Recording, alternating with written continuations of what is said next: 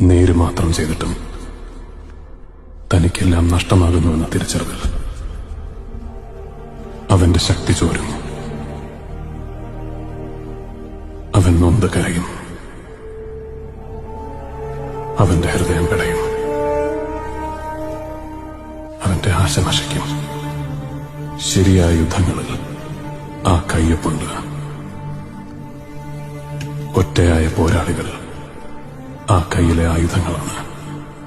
എന്തുകൊണ്ടാണ് ദൈവത്തിന്റെ പോരാളികൾ തോറ്റുകൊണ്ട് തുടങ്ങുന്നതെന്നറിയാമോ? അഹന്ത അതില്ലാതെയാകാൻ. അഹന്തയില്ലാത്ത ഉടൽ പൊള്ളുന്ന ആല പോലെയാണ്. ആ ആലയിലെ ദിവ്യശക്തിയുടെ ഒരിക്കൽ ഒഴുകി നിറയാനാകൂ. അങ്ങനെ നിറഞ്ഞാലേ അതൊരു ജീവിക്കുന്ന ആയുധമാകും. വജ്രായുധം.